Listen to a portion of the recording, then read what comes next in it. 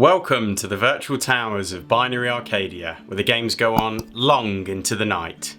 Greetings, BArcadians, and thank you for joining me for what started life as a review of The Last of Us Part 2, but following a lot of the controversy we've seen out there, fans of the series being split on, the story and narrative choices within the game, it's ended up as a bit of I think in defence of The Last of Us Part 2. A game I've completed now, I love to bits, was very challenging, and we'll come on to that, but yeah, I feel like this video is going to be championing the experience I had with it, which hopefully will hit something of a note with a few of you out there.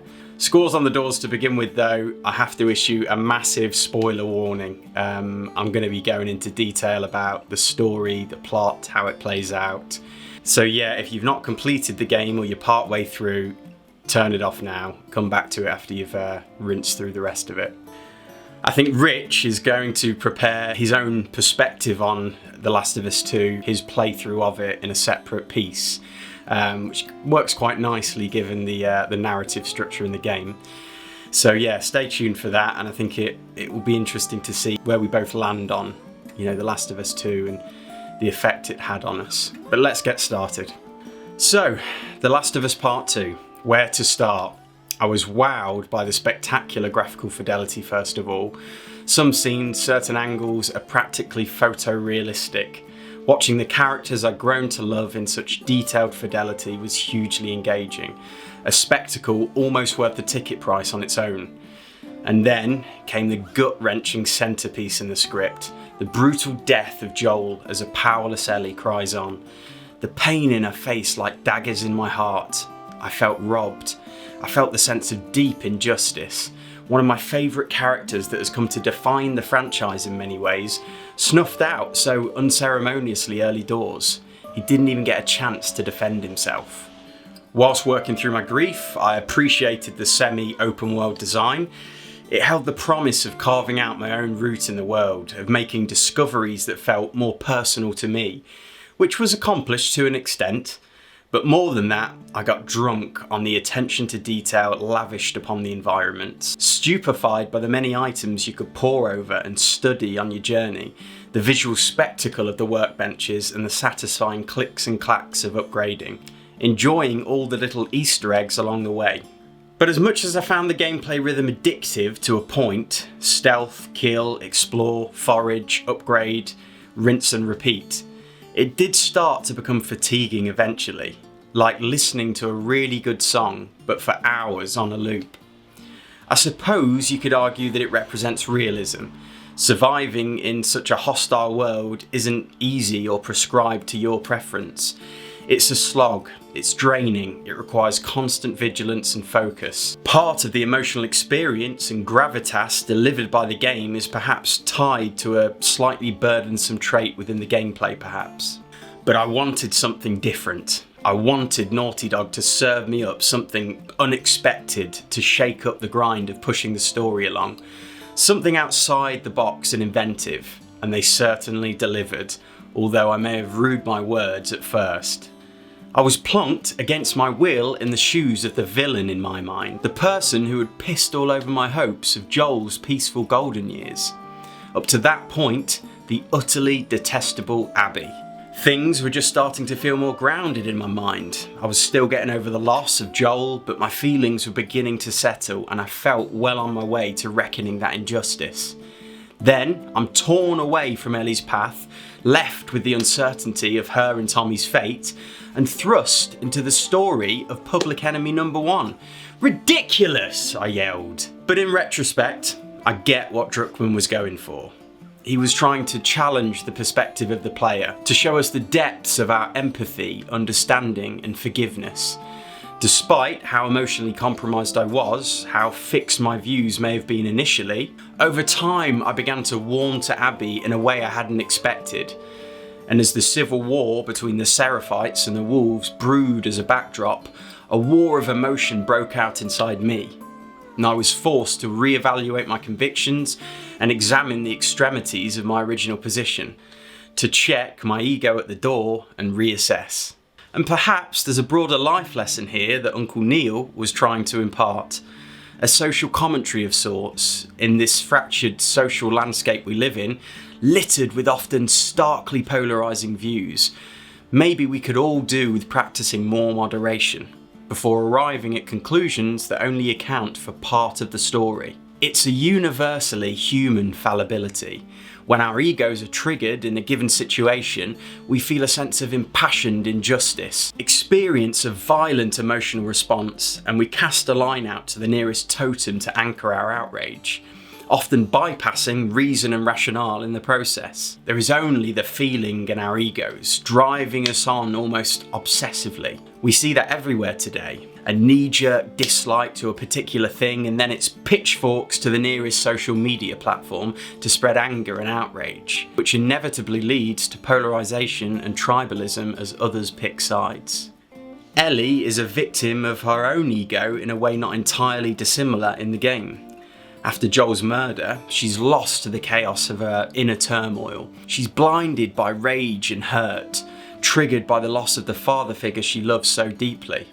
She craves revenge at all costs, and it's only after those costs start to take their toll that she begins to re-emerge from the possession of her ego. Only then can she start to decouple from it and see the wood from the trees, and eventually she lets Abby go.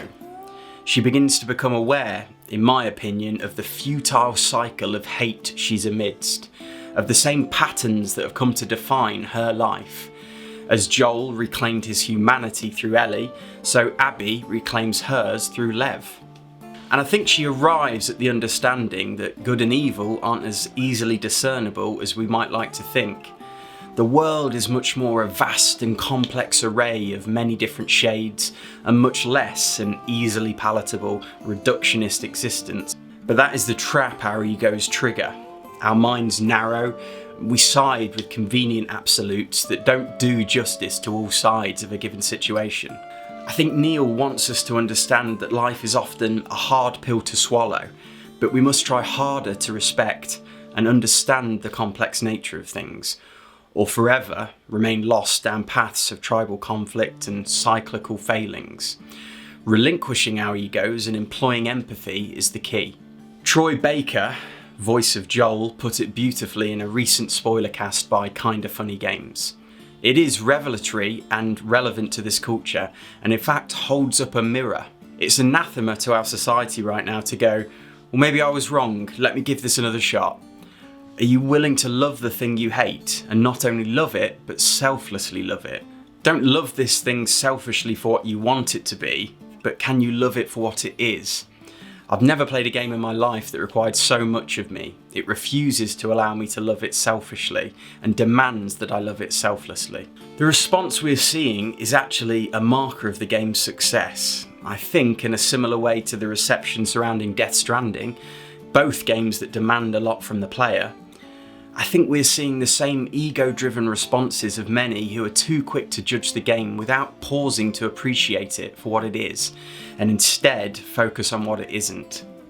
Of the people who can't see eye to eye with the game, the most convincing arguments I've heard criticise the contrivances within the plot, which I think I can agree with to an extent, but many can also be quite easily explained away. But let's be fair though, creators need some artistic license to tell a story. You can't expect it to be immaculately grounded in reality, as it's a fictional piece of work. Most pieces of art, film, can be picked apart if you look hard enough. Joel's death and Abby's story also challenged me to accept another truth. The world of The Last of Us is much bigger than just two people, and the overarching story will not be exclusively defined by our favourite characters in fairy tale fashion. It's a gritty depiction of a brutal existence defined by chaos and lawlessness. Justice isn't always spotlessly upheld with Disney-like balance. Atrocities and injustices lurk around every corner, as depicted in the many handwritten notes scattered throughout, shedding more light on the infinitely nuanced plights of many that on the surface can so easily be reduced to a wolf or a scar. Yet the world is far more complex and confusing. Lev and Yara typify that theme. It's a wild world where anything goes and everyone has their own story. I hope the game will in time be remembered for what is, in my opinion, a hugely complex and emotionally challenging piece of art. A litmus test for individual empathy. A thoughtful and artful depiction of the cyclical nature of hate. Revenge on top of revenge on top of revenge until nothing is left. Until there's nothing left to fight for except our damaged, scarred and lonely souls. Love is always the answer, and forgiveness and understanding the bridge back from hate. And hopefully, Abby and Ellie will truly find their way back in the next game, if there is one. Yeah, thank you very much for watching the video, Barcadians. I hope you enjoyed my take on the game, on my experience. I often wonder when I play games if I look for the good in things, and I perhaps sugarcoat experiences because I'm always looking to give something the benefit of the doubt. So I absolutely appreciate that my views on The Last of Us Part 2, you know, they're only part of a massive spectrum of views, and everybody's is valid. We're all entitled to our opinion. It is our unique perspective, which, you know, adds to that conversation. But yeah, I can't help but feel protective about a game when I see kind of such hate against it. People, you know, Naughty Dog as a collective spent 6-7 years on this game, pouring their hearts and souls into it, and I'm sure they feel closer to the characters than we do. So for some of us out there who are just reacting, wishing for the game to be changed, deploring the narrative choices that you know, Neil and Naughty Dog have made, it just doesn't sit right with me. And obviously it's sold very well, so it's clearly not being held back by the controversy. I feel like some of the messages that are inherent in the game are being mirrored in the critical response we're seeing. So yeah, I wanted to put my thoughts out there and share them with everybody else, share my enthusiasm and passion for this game, which I would definitely give a 9 out of 10, maybe even a 10 out of 10 in some ways. I really admire the ambition that they've gone for with this game. But all that being said, I'd love to hear your comments down below. Please let Rich and I know what your experience was. Did you like it? Did you enjoy the story? Did you find it that emotionally challenging experience that I did? And where do you see the series going? I feel like right now I could spend hours discussing it. So please feel free to give me your peace of mind in the comments, and I look forward to the conversation. So yeah, if you haven't already, please give the video a like, share it with anybody you think might appreciate my perspective on the game. And, you know, if you're not already, of course, subscribe and ring that bell for notifications to stay abreast of everything we put out on Binary Arcadia. And I think that's about it. Another one for the archives. Stamped and completed.